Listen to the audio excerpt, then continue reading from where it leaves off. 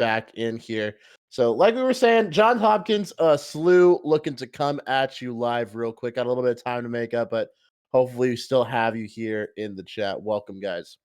Yep, looks like we're starting ears for John Hopkins against Possum. I don't actually know how to pronounce this.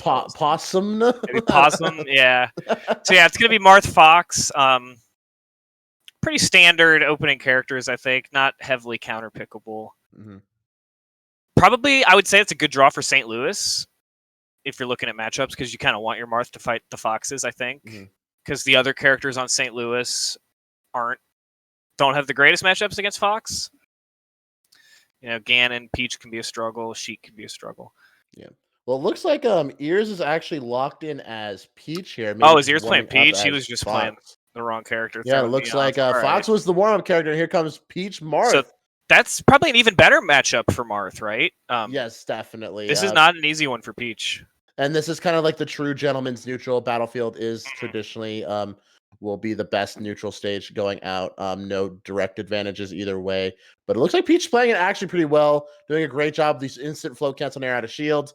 Again, recycling that turnip, great presence of mind there to continue to use that refresh that projectile. Great nair out of shield once again, push off the right side of the stage. Ooh, early soft throw. Yeah, really this matchup's really cool, I think, right? Like Marth has the range, he's got like the stronger neutral in general. But once Peach gets in, she can mess him up, and she could kill him a lot earlier than Peach dies a lot of times. Yeah, so, I kind of imagine as a 7-year Peach player, Peach and Marth kind of have their own health bars. And unfortunately, Marth is about at this percent, like 110, 115, because strong hit of fair or neutral was set up for these really easy refreshable edge guards. And Peach has a health bar north of about 160, outwards of, except for those interaction with Ken combos and strong tipper forward smash. Yeah, so Marth loses a lot of his normal, more consistent kill setups, so you kind of run into Marthritis really often in this match. Which, if your neutral is strong, if you're patient enough, like, who cares? It's fine. You just keep Peach out. Eventually, you up-tilt her and she dies. But, I mean, I would say Ears has been winning the neutral. Oh, yeah, more often than not. Yeah, this is getting brutal, even. Yeah, that turnip re-grab situation there is a mix-up to where do you want to rethrow it and risk getting hit by the turnip, or will the Peach throw it back and then instant fast fall grab ledge? So great little option select there from Ears, but hopping back in, a 4-stock is on the board, and Possum is really struggling here. Yeah, this is a really important kill. Opening. He needs to just do safer moves. I mean, eventually your fair is going to kill, like, pretty soon, so just be safe, don't overextend. There you go. Finally gets the forward smash. Yeah, and I got to keep in mind, the actual life bar move that Squid liked to talk about with Summit commentary was Marth up throw off the top, roughly around 205 to 10%. But 3 or 4 stocks for 1, not too bad if you're Ears. No, especially Peach versus Marth, a matchup where you at first see it and you're like, oh, I don't know if I like this. But Peach can do it. If she can get through Marth's defense, Marth's neutral, she does a lot of damage really quickly. Yeah, and kills him fast. So I think it definitely says a lot for the matchup when Armada, famously, the Peach Marth guy, probably one of the best Peach player to ever do it, as well as one of the best Fox players to ever do it, would elect to go Peach over Fox in the matchup. It's just more consistent, I think, in a lot of ways. Marth doesn't just 0 to death Peach really ever. So you have to be confident in your neutral game, in your ability to outplay your opponent, outthink your opponent, maximize your stage positioning. And that's what we really saw from Ears. It's like the sort of bait and swing style that was coming out from Possum was just instantly getting beat out, wave dash forward into shield and then instant nair out of shield. In which case, I'm sure that Possum has gotten so much mileage off of, his instant short hop double fair, which just was eating his shield damage, but definitely not breaking through and putting that percentage onto Ears. Yeah, and if you're Marth, you can't be getting hit by nair out of shield all that much, right? You have your range, you have that sword. That's one of his advantages. He doesn't have to risk the Peach out of shield as much. But it wasn't his best matchup, I don't think. Didn't look real practiced. No, definitely will have to probably reach out to his teammate Dinkster and get more matchup experience there. That's true. So if you're St. Louis here, you got a Peach on the board. Do I throw in the Ganon? Maybe? It looks like the Sheik is coming in Stealthy Panda. Okay, I don't mind that either. Definitely, it's definitely a more difficult matchup.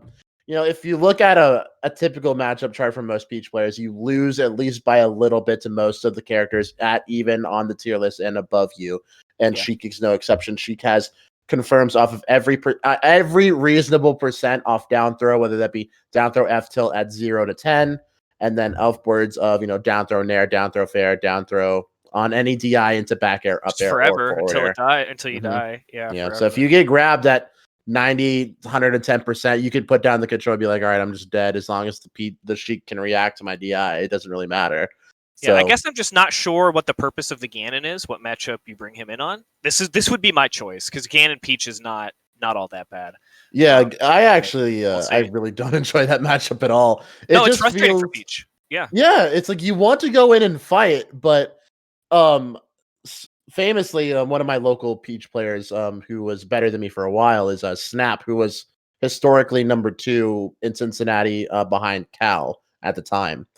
And he would always yell at me when I was playing our local again. It's like, why aren't you turnip camping them? Play to win. I'd always just run at them and want to fight. And you don't fight Ganon. You cannot go fight Ganon. That's how you lose. Ganon will just fade back bear, fade back fair, and you will just eat so much percent.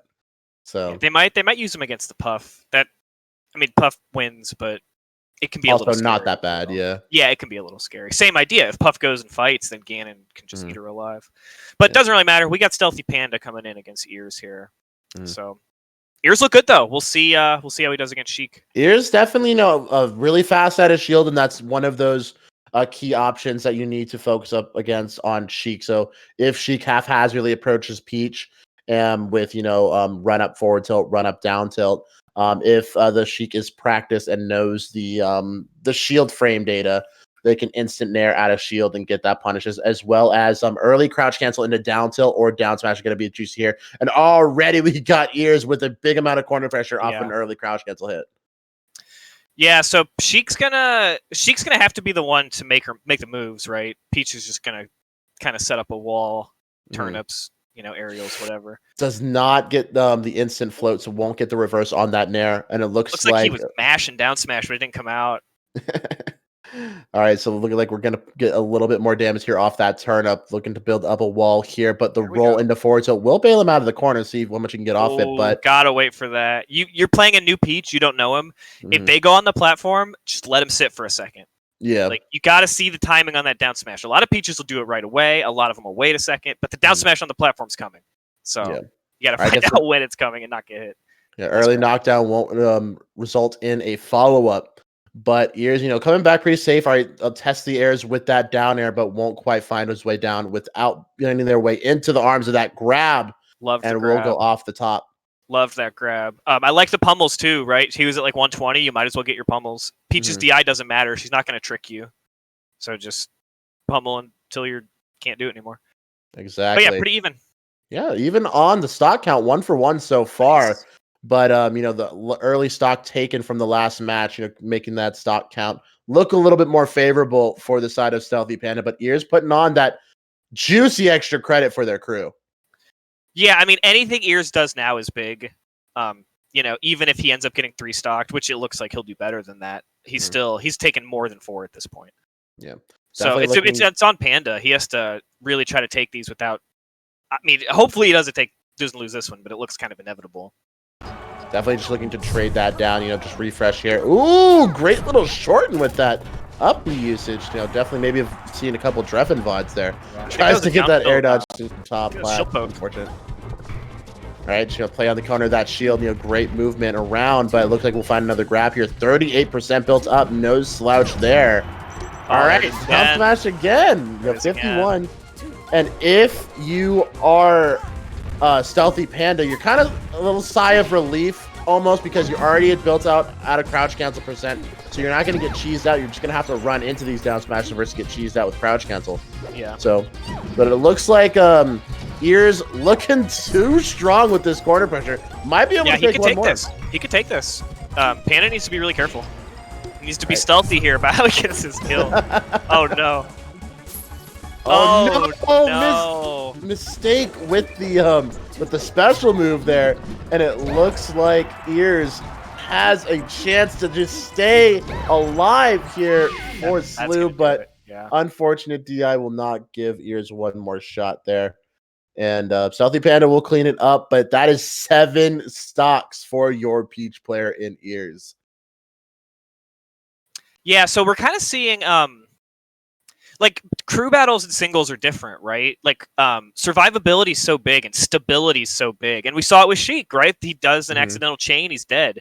Whereas Peach, Puff, a lot of times they're safe. They're not going to mess up and accidentally die at low percent. So stuff like that's really big. In a singles match, you know, if you 4-stock a guy, but then you accidentally SD, you win the game. It doesn't matter. But in this, every stock counts regardless. So yeah. We saw yesterday a Puff player, you know, accidentally air dodge off stage, you know, missed a hack stash or something, accidentally air dodge off stage and lose a stock. And me and my co-commentator were just absolutely like jawed to the floor also, like, oh my god, you're a Puff player and you're, you know, throwing stocks away. Your whole point as a Puff, as a Peach, as an Isis is to be that rock. You know, you can't just be, you need to have each stock living upwards of 130, 140%. Definitely. Yeah, that's another interesting thing about Puff that I was actually thinking about today before we got on here. Puff has rest, which really changes in crew battles because you don't always want to trade a stock. It's not always a good idea. Sometimes you have a rest, but if you're going to guaranteed die, is that really what you want to do? There's like a lot of nuance to it, if you should rest or not in crew battles. So definitely an interesting idea. So maybe we'll be able to see some of that coming out from Dr. C later in this crew battle. But right now we've got 1 stock of Stealthy Panda left up in Elbow. One of the 2 Fox players from Johns Hopkins will be here to meet the last stock of Sheik. And then we're going to have to think about it like we did last week, is what is our counter pick ability here for Elbow? Are we going to see the knee-jerk reaction from another Fox? Are we going to throw in Dinkster? Or are we going to throw in New Guy the Ganon after the fact? Right. It's tough. Counter picks go a long way in crew battles, and sometimes you don't even really know how big of a deal it was because, you know, there's just too much to consider. Chat's cracking me up here. I've saw someone call Ears the best and the worst player on his crew from different people. So, well, Ears, you know, who knows what's the truth? He looked good to me. If you're the worst and you're taking 7, you know, definitely not too bad. So if Ears was the worst and Ears takes 7, we might just see a 2-man crew battle, and Elbow's just gonna take us all the way home. We'll have to see. Yeah, we'll see. Sheik Fox, you know, Sheik can take stocks quickly, but it's still kind of uphill a lot of the time. And this is one of those matchups that changes a lot with skill level too. As both players get better, the matchup kind of changes in weird ways. So we'll see. We'll see what Elbow can do here. Elbow already looking kind of saucy with the movement. You know, really tight dash dances, good fastball on those aerials. And, you know, I think everyone, you know, if you're doing your warm-ups, especially if you're a player in 2021, active player, you kind of have at least some modicum of impressive tech skill. So we'll have to see how much this tech skill translates to active game plan in this one-stock match Tech skill can be a blessing or a curse against Sheik. I know Dreffen has specific strategies towards specifically techie Foxes where, you know, if they're fast in this way, he has this kind of counter to beat it, and he can kind of mess up their tech skill in certain ways. So I'm sure. I feel like that's such a Dreffen mindset. Oh yeah, definitely. I've had Sheik mains come up to me like, "Yo, you know Dreffen, right?" I'm like, "Yeah." They're like, "How do you play against him?" I'm like, like you don't. You kind of just like see what Dreffen does, and then kind of just play to that style, and that's so jarring. So you have to play to your own opponent's speed. You're not playing versus Sheik. You're playing versus Dreffen. So it changes a lot. He's definitely kind of one of the biggest people like that, where it's just so different playing him. It's like Dreffen's Sheik and like Mango's Falco. It's kind of the same conversation where they play so individually that it's very less about playing the matchup and more about playing the man. Well, I think this game, Melee, has more individuality and playstyle than any other fighter I've played, for sure. Oh, absolutely, I think that's one of the cool things about it. And all right, we're hopping right in here. Elbow already on a pretty decent punish, setting up for this corner punch situation. Will miss the pivot up smash, but the up throw up air might just do it, but just a little bit. Oh no, he needs this kill so bad. Oh, that's gonna do it. You know, the door was open for Stealthy Pandas to sneak one out there, but couldn't quite just grab it. Yeah, Yeah, clean game. Little bit of a misstep from Elbow where he could have died, but other than that, very nice. I would be a little bit worried about this guy if I was St. Louis here. All right, I'm gonna be unprofessional for literally 2 minutes because my food got delivered. I don't want it to freeze outside. All right, go. Hold it down, Dave. All you. Yeah.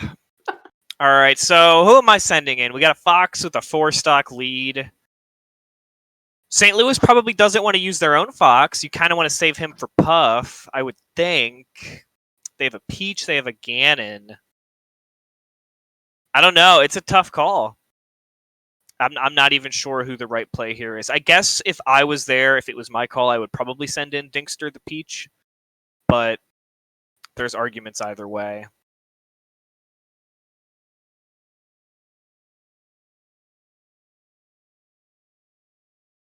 Yeah, so we'll see. They definitely have a hole to climb. But the match I watched last week here, if anybody saw it, it was Foxy Grandpa's team, and they were getting smashed the whole time. And then Foxy comes in, and what did he take? He took 11 or 12 or something. So you never know until it's over. But I also don't see a player of that caliber on St. Louis, unless I'm just totally uneducated, which is possible. It's always possible. But yeah, it's not the body part, you guys in chat. It's elbow with no W. So totally different word. Don't know what it means, but totally different word.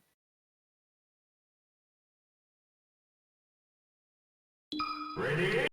All right. So what are we doing? We're doing Peach. All right, Dinkster then. Peach Fox, 4 stocks each. Bit of a warm-up, bit of a connection feeler here. And we'll get going. I don't really know what to expect from Dinkster. All these players are pretty much question marks for me. Come on.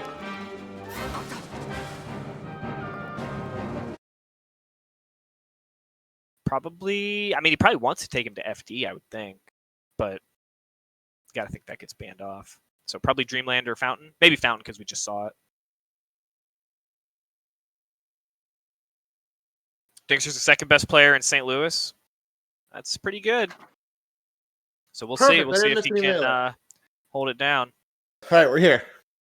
So I almost died. I have a set of like I said, 4 wooden stairs that lead down to outside of my landing, and it's just black ice going down. Fun. The stairs almost ate shit. We're hopping in. All right, Dinkster. Yeah, I've been alerted. Dinkster is number 2 in St. Louis. Okay. So they probably are expecting a lot from him. So it's kind of tough when it's riding on your shoulders there. Okay, and the St. Louis scene, I do believe, is headed by Travioli, so definitely no slouches there if you're number 2 behind Trav. Trav missing, unfortunately, though. He's too busy drinking. Poor Trav. All right, mad love to Travioli, by the way. Oh, good friend of mine. Yep, but sure. Elbow putting some hurt down on Dinkster. Elbow's going to town here. All right, great that could have been a kill, I think. Yeah, he had to. Gotta trust that up smash at at like 90%. You just let it rip. Yeah, I mean it's a scary move when there's a Fox running at you. He can grab, he can up smash, he can nair if he wants. It's a scary position to be in when you're in games.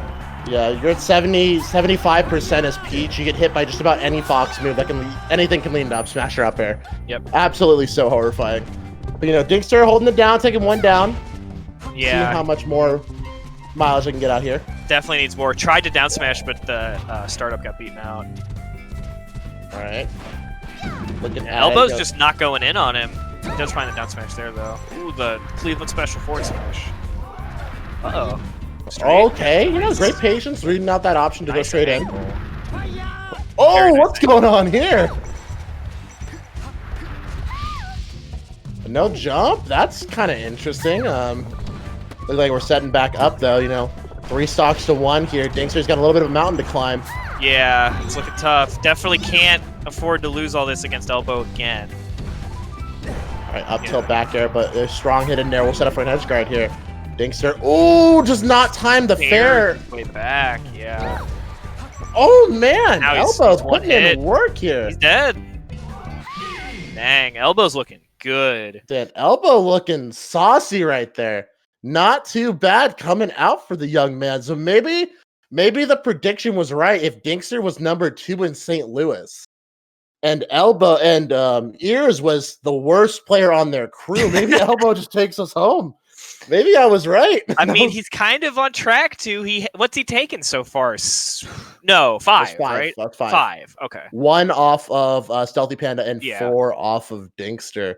So Elbow and Ears, they've taken 12 combined. Yes, that's a lot. That is a lot of stocks. Yeah. So, and that's really I think I remember him doing an amazing job commentating doubles one time. Yeah, it was a Ken combo a couple weeks ago, and it was with me, of course. That's me. Probably. Actually, I don't know. Hod has done quite a bit more commentary than me, so he's been around. I've been around the block once or twice. I've been commentating roughly since 2014, 2013. So I've definitely been here and there.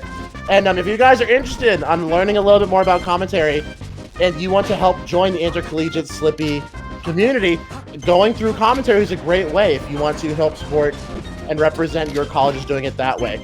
So go ahead and join our intercollegiate Slippy Discord, and go ahead and DM me. As of right now, I'm actually doing free coaching and commentary review. So if you guys have a block or two that you want me to look at, we can take some notes. We help improve your confidence and your proficiency on the mic. Go ahead and shoot me a DM on either Twitch or Twitter at HeyHada. See that in below my little name tag. So if you guys are really interested in that, I would be more than happy to help you guys out and more than happy to see you guys have some success on the mic. So go ahead and join our community. We'd love to work with you guys. Yeah, definitely a cool way to do it if you're interested, right? They run multiple slots every night. The matches are good. Never know what you're going to get because there's so many players involved. And it's just 1 hour. So yeah, it's just really an hour. easy. Yeah, 1 crew battle. If you want to do more, you can do more. If there's slots open. Yep. All right, looks like new guy will be the counter pick here. 8 stocks left. And Elbow looking all too fire right now. 15 stocks left for Johns Hopkins. Let's see if new guy can put a dent in this Elbow here. Yeah, I mean, he's coming in with a terrible character. No offense to Ganondorf, but tough hill here. Elbow's looking real solid. Looks like he's not going to fall for a lot of low-tier gimmicks. But Ganon can hit real hard if he gets you. And new guy's movement looked pretty good in the warm-up, so we'll see. We'll see. Yeah, it looks like Elbow's poised to take one relatively clean right here, but the Tipman up aerial will put in a little bit of damage. New guy finding a stomp, needs to capitalize on that tech chase, but can't quite find it. Fly through backer, will set up for the edge guard, and the outside will take it off the top. And hey, Smoothmaster, by the way, alumni are totally allowed. Alumni are capable to compete as well as commentate and just take part in all these events. Yep. You know, I'm going to be graduating in May, and I'm pretty sure Dave's been out of school for just a little bit longer than that. So a couple years, yeah. Yeah. So if you are an alumni, please feel free to join our intercollegiate Slippy Discord. If you ever had a college ID, you are eligible to take part in these crew battles, whether that's as a volunteer, admin, competitor, or a commentator. So please come out and join. It's so much fun. Yeah, you know, while we're plugging this, new guy's doing all right here. He did lose 1, but he took 1 right back. The new guy putting in just about as much work as his previous teammate. Great dash attack setup into down smash there. Coming out from Elbow, just knowing he just has to just hit him with just about any move there, and that Ganon's dead. Nice. That was good back air. Should be dead. Yep. 88. Ganon's bear will kill you. Looks like Elbow trying to put in stifle this Ganon, the Triforce of Power, putting in a lot of work here though. Fly through aerials, great wave dash back F tilt. Oh, almost. So could have put the exclamation mark on that stock, but gets burned now for his trouble. Yeah, now it's real scary. There's another down air. Oh, and he misses the ledge dash. So much is coming from missing that down air.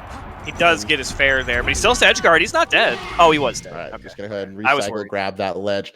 And I actually saw something in chat from Dr. Dick Smash that imagine beating Ganon and Peach without even shining. And now that he mentions it, yeah, so Elbow did not do much shining. And since he said that, I don't think I saw a shine, but I can't remember the previous games. But I think that's actually, if you're a Fox and you're playing a bunch of net play, I think not shining is actually like a super good way to practice. Yeah, it's getting your shuffles down, and like consistent shuffling is so much. You get so much more mileage out of it, and there's actually a lot more confirms that you get rather than just linking it into a shine. Well, it gets you better spacing too, and just everything. I think a lot of up and comers kind of use tech skill as a crutch in a way. Yeah, and shine is as like fast as they can, and shine is just naturally it's aesthetically flashy. Like there's a literal flashing light that's very appealing. Makes a very like the sound that comes out. It's like, oh, the blip. It's synonymous with I'm cool and fast and do tech skill.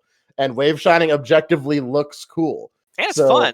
But yeah, my advice to new players playing Spaceys is almost always to slow down. Oh yeah. Not a lot of people agree with that, but I think it's beneficial. All right, so we got Sheik. We got Hollow coming in against new guys. So obviously, kind of the easy counter pick, right? Just throw Sheik against Ganon. Yeah, pretty easy, knee-jerk reaction there. And it's not like there's too many more people to counter pick. You have a Fox coming in coming in after the fact. So let's see if and if anything's indicative of their past teammates, I think Hollow could just take us all the way home here. We're 15 stocks in. We had 7 going out by ears and 8 out by elbows. So, if Hollow could take 5, that's kind of par for the course at this point. Right, and they still have a Puff waiting in the back too. A Puff and a scary. Fox. Yeah.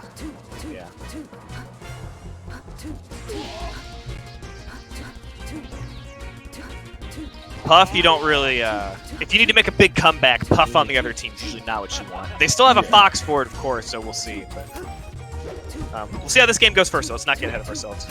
Ganon has a very strong chain grab on Sheik. Pretty easy, but then, of course, Sheik has a really good one on Ganon as well. Yeah, I'll say the inverse is also true, and we're getting our first grab of this one-stock match right now. But, great DI.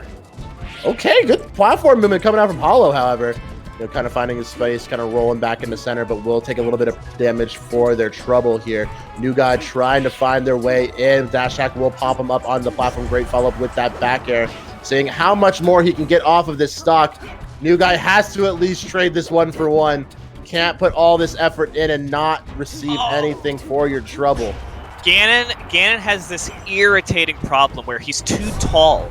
And we just saw it. He tried to shield grab Sheik's dash attack, and it just went right over her head. And that can actually happen with Sheik's up B, too, on landing. You can't grab it. Well, he did it right there, but if you do it at the wrong time, you can't grab it. Yeah, you have to wait just for a couple frames. Wait for Sheik to straighten her lanky little back there. Yeah, very irritating as Ganon. And now he's in trouble. Oh, just follows it. Yep, wait. Perfect. Yeah, I don't think he should have LRA started that. I think he should have DI'd up. No, I don't he was think so dead. Maybe the fastfall could have traded it out, but I'm not sure. That's just me being optimistic for the side of new guy there, but you might as well, right? You might as well try. But I get it. He was almost certainly dead. Yeah. All right, and new guy will fall. Last 4. So if you are Linz, you've got a mountain to climb. You've got to make at least 3. You need at least 1 4 stock and 2 3 stocks. Is going to be kind of the par for the course here. You can't elect to go and trade things down. You have to play incredibly clean. And let's see if Linz is the secret hidden boss that St. Louis has in their back pocket. Yeah, I mean, we saw Foxy Grandpa last week, as I was saying earlier, and he took 11 or 12 pretty cleanly. So I don't know of Linz, so we'll see. 12 stocks before isn't easy. Yeah.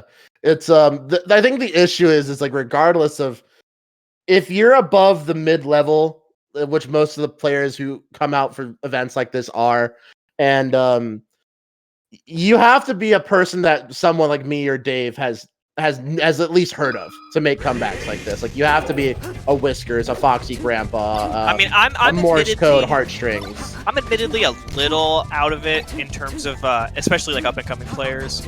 So we'll see. But yeah, Linz is not someone I'm too aware of. So we'll see what he's capable of. But this might be the entry into Linz's, melee resume.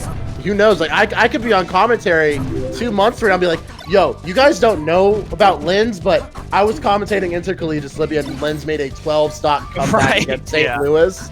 Oh my god, this guy's nutty. You aren't ready. Yeah, that'll be us a little bit, a couple months from now, possibly.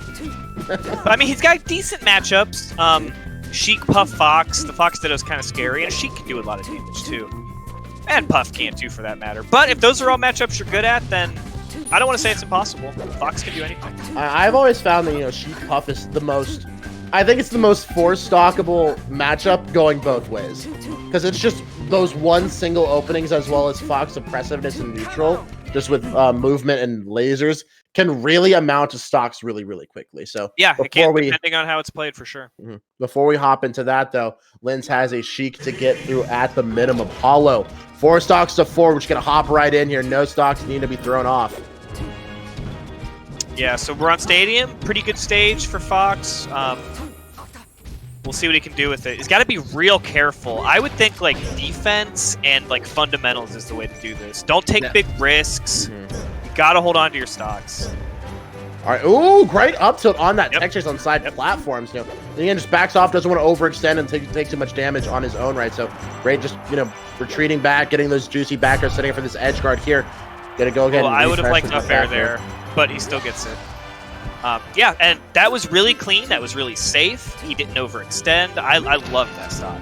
Yeah, this could be if, again, just 11 more of those. That's what you need. 11 more safe, clean, fundamental-driven, spacing-oriented stocks. That's all you need. Don't forget, when the match is over, your percent resets on that stock. So that could be a lifesaver here if he ends with a high percentage stock. Yeah. So if he's 4 stocks or 3 stocks with 100+%, he gets a fresh one coming right in that next match. Ooh, that's a dangerous spot. He's gonna go for the up B, goes high. Ooh, I like that little combo. Yeah, never got his jump and it gets the kill. So very, very nice from Hollow there. Yeah, great patience on that. Just wave dash right under that Firefox. Juicy little up tilt into fair combo. But as I'm saying, that great little jungle started out from the side of Linz. Yeah, just going to get burnt out by that poof and won't be able to steal that away. But, Hollow has a tech chase opportunity here. Won't quite get that tech away towards the edge, but Linz won't quite get that combo either. And right now, we're just duking it out. Really awkward percent, but this Shide will clean it at 130%. Yep. Yeah, Sheik is, I would say, I can't think of the right word, but, she's surprisingly shineable when she's off stage. You think the up B makes her go invuln, but it really doesn't very quickly, so you can just shine the startup pretty quickly. Right. All right, now you're right, duking it out, trying to find a little bit of objective pressure here in neutral. It looks like the first edge guard sequence will go to the side of Hollow. Oh, he keeps going.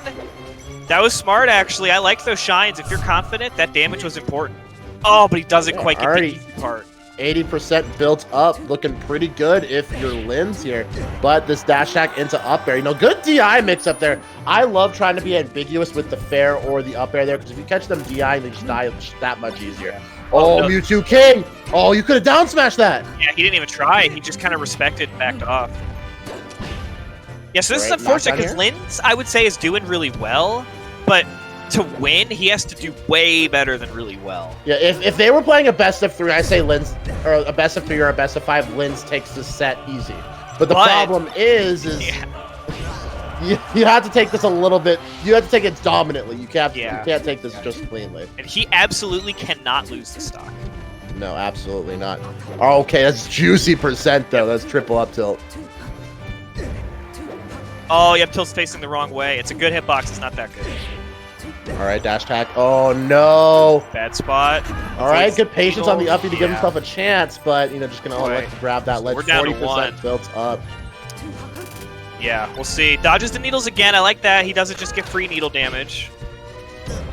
We'll smash the eye there. No jump. Back here. Give him one more chance. Oh, no. Did not get up fast enough. Mewtwo King. Not Very quite. Scary. Needs to hurry up and clean it up. He's being real careful by the edge, which I like. Oh no, no wave dash. He'll grab just a little bit rusty on that wave dash, but it looks like, double jump, grab up there. Oh, I like the back air. That SDI was so crazy, though. That SDI was crazy, and that shows you that he probably would have got out of the up air. He definitely would have gotten out of the up air. Because that was a really juicy SDI. So smart back air. Smart back air coming out from Linz. It looks like Hollow will fall here. So Lynn's showing some signs of life, but if you're the side of Johns Hopkins, you're just all right, guys. Let's just tap it in real quick. Fox is no joke, but 8 stocks to 1. It's definitely a little difficult for the side of St. Louis. Yeah, and I think Puff is probably the play. Or maybe save the Puff till the end. I don't know. I don't think it really matters that much. I think it's very unlikely he beats 2 with 1 stock. And Puff can just, Puff could take a stock from Fox in the blink of an eye. Yeah. Did you, I don't know if you remember this moment, but on commentary, Toph was commentating a crew battle where Prince Abu, who was relatively unknown at the time, I think it was Genesis 3, and PPMD was locked in as Marth on stage with 1 stock. He just rests him, right? He literally just runs in and up tilt rests him for and he says, Toph says, yeah, this match is either going to be over in 3 seconds or in 3 minutes. Mm-hmm. And the obviously the previous was the actual answer is instant, just float in, up tilt rest, and Prince Abu looked like a hero. Yeah, I mean that could certainly happen. But we'll see. We'll see. Dr. C can go for some crazy rests. He can do whatever he wants as long as he doesn't get 4 stocked. But I don't even know if that's who's coming in. Yeah. I would like to see the Puff come in. You don't get to see too many impressive Puffs, but my so far my favorite Puff in the circuit is young Blizzard Beam for the side of one of the New York schools. So shout outs to him. And he's on a really fun crew as well. He's got Whiskers, Pat Attack, who's one of our commentators. Yeah, that's a strong crew. And definitely Pengu, who's also in that crew. So really cool. And Yoshi and Puff is a scary little duo in a 5-man team. Oh, definitely. Kind of hard to deal with. Another one of my really cool crew member is you'll be seeing right after this is Tyler Swift on a University of Maryland. And so that'll be the second best Pikachu in the United States, behind Axe, of course. He's going to be showing you guys some excellent Pikachu tech right after this. So please stick around if you want to see that and support that crew battle. So, guys, and like you see in the chat, we're close to 600 followers, so please go ahead and follow the stream. Hope you guys can hang out with us more. We honestly, we have crew battles almost every day of the week. So if you guys are bored, not doing so much in the evening, you can go ahead and look at either our Twitch or Twitter, see if we have some Melee popping off for you guys. So yeah, it's a pretty good bang for your buck follow, right? Because like you said, you got competitive games every night. And I personally would probably rather watch something like this where it's like organized, there's a little bit on the line because it's league, right? There's rankings and everything. I'd rather watch this than just someone stomp unranked for an hour. Yeah. Well, unless it's Bond. I'll watch Bond or WizzyFan 819 play unranked for hours. Oh! It's live? Yeah, I guess. Yeah. Okay, there we go. They both saw it. I guess we're just gonna. We didn't really want that 8th stock. We're going to go in with 7. Yeah, it looks like Lance is gonna run on that momentum too. Oh no! Oh. I like it. Oh, he's running on him back now. In your head. Oh wow. That was a face-palm moment. Up. Oh, that F special was connected. Yeah, he's got to be careful here. Off stage. Needs to try a little harder than that F smash. All right, good nair. Oh, beautiful angle, but still covers it. Beautiful coverage, too. I like Gaucho's angles. I think they're definitely is really ambiguous, doing a lot of mix-ups. So you don't see a lot of traditional upper middle Foxes do. It looks like Linz is taking that first stock and running with it. See, only 65% built up, not too bad. Needs to be careful though. Really can't get hit a whole lot. Nice, I love the dash dance grab. Oh, okay, Linz. Oh my God, if he would have got that, oh my goodness, crazy. Linz has me lost for words, and I've been commentating for a long time. It takes a lot to do that. I'm honestly shocked with the confidence in Linz's play right now. Yeah, he's feeling it at a level where you can only be feeling it when your whole crew is on your back like this and you're actually starting to do well. Oh, but he doesn't cover. He's looking up for one juicy back air here. There we go. Never mind. Cover that tech chase. This is big. You just got to wait out the invincibility, get one grab, get your damage. Uh-oh. Is this the beginning of the Legend of Linz? Let's see what he does. Oh, tricked him. He's got the knockdown. He's got the grab. Wait a minute. Wait just a dang minute. Gaucho's playing so careful, too. He's so scared of the ledge. What's up? Oh, does it combo? Oh, my God. He's going to do it. This is crazy. Oh. You know what's crazy about that comeback is that Linz, I don't think, hit one edge guard. No. He made it. Gaucho made it back every single time. If he had gotten one edge guard in that game, he would have won. Yeah, that's such a shame. It all came down to guesses. It shows how much how much pressure and how many times Linz had to win neutral, for that situation to happen, where you can miss every edge guard in that sequence and still make it to where it was last hit, last stock, 4 stocks to 1. Yeah, speaking of neutral, I mean, he was just every time. Yep. Yeah.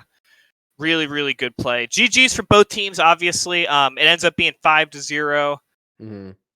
Not really a blowout in terms of a crew battle, you know? Who knows what would have happened if we had I've seen some 12s, some 16s, oh, some yeah. 18s. That's one of the disadvantages of a format like this, is sometimes you just get crazy mismatched games, but right here we didn't. I am a little sad we didn't get to see Dr. C play. I love Jigglypuff. Yeah. But shout out to, I'm actually becoming a Puff fan myself. Definitely. When I can't play on box, I play my secondaries on controller still. I love my little secondary Puff. Loves going on unranked and resting salty Falcos. It's my favorite. That's the problem with Puff is so fun until people start taking you seriously, and then everybody just camps your balls off forever. So that's the same thing with Peach. I literally just want to stick to your shield and float cancel aerial my whole day away, but they're just gonna run away and laser me and up tilt me. I'm just like, I get it. So you want to win. My bad. When you start and like people aren't camping you, it's like, oh wow, I could do some fun combos. This is fun. This isn't too bad. Yeah. And then you play people taking you seriously, and it's like, oh, I can't hit this guy, can I? You can't. That is the one of the biggest sentiments as a an up and coming floaty player. Is like, wow, I can't hit people anymore. This sucks. Everyone's so fast. That definitely happens. Then you got to figure out, okay, how am I going to hit these guys? Well, anyways, that was a great match. Pretty enjoyable. Shout outs to Johns Hopkins and St. Louis for holding it down. Yeah, Johns Hopkins will take the win for us tonight. And guys, please stick around. We got at least 4 more. Let's see, 1, 2, 3, 4 more crew battles here for the rest of the night. Again, 1 hour per block, looking great. And thank you guys so much for spending your time with us. Again, I'm just gonna plug myself real quick. I want to see more people on the mic. I want to see, this is the best time to become a new commentator. One of the biggest struggles of growing as a commentator back in the day before the Slippy era was finding your time to get on the mic. You know, most weeklies didn't have streams, or if they had a stream, they didn't even have commentary set up. So you'd have to beg people at regionals, and if you were a nobody, you weren't getting a block. Yeah, but now that there's every Discord server has a weekly all across the country, there's so much accessibility to at least let your voice be heard. And I want to make sure that if that voice is heard, I want you guys to be confident. I want you to put your best foot forward. And I want you guys to be successful. So if you guys want to take that step and become a commentator, please DM me. I'm doing free coaching and review. Go ahead and find me at Twitch and Twitter at HeyHada. Definitely more than happy to be an avenue to start your commentary career. And Intercollegiate Slippy is a great place to do it as well. So I hope you guys can reach out. I hope to see you guys soon. Yeah, for sure. And if you can't tell, Intercollegiate Slippy, we could use some more commentators, you know, so hit us up. The slots are there for you. But yeah, that was awesome, guys.